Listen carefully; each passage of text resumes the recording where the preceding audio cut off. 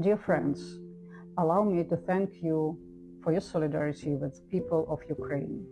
Today, together with our friends around the world, we commemorate the day of the full-scale aggression of Ukraine by Russian troops in 2022, the day when the unprovoked war launched by Russia in 2014 entered a new stage. The people of Slovenia, perhaps more clearly than anyone, understand the full tragedy of war.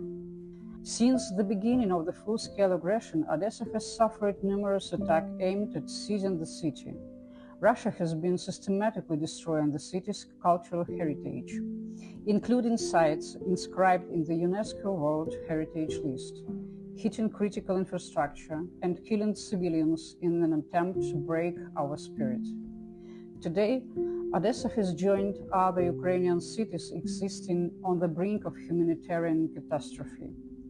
Almost every night it faces drone and missile attacks. For over 3 months, public electric transport hasn't operated, and residents endure repeated outages of electricity, water, and heating during the freezing winter. Utility workers restore damaged infrastructure around the clock, only for new strikes to force the circle is begin again. Ukrainians continue to fight, to work in defense of our country, to raise funds for our soldiers on the front line and for civilians who have lost their homes and had to move within the country. Part of society is consolidated, part divided, and everyone is experiencing extreme fatigue and stress. And yet, without the support of our friends and partners around the world, we wouldn't have made it to this day. We will always remain grateful for the support extended to us. That solidarity is not only strengthens our defenses, it also sustains our spirit. In times of severe trials such as war, people especially need fairy tales.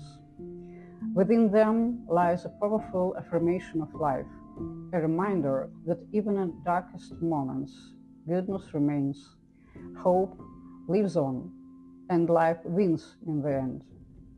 That's why I would ask you to give us your favorite Slovenian fairy tales and organize their translation into Ukrainian. Fairy tales are part of cultural heritage. They can create a safe place inside a person, bring light to the mind and soul, offer comfort and rest, and help people go through the hard times with dignity. Today, more than ever, we need the light and safety that true literature can give. Thank you so much for your attention. I embrace you with all my heart, dear friends.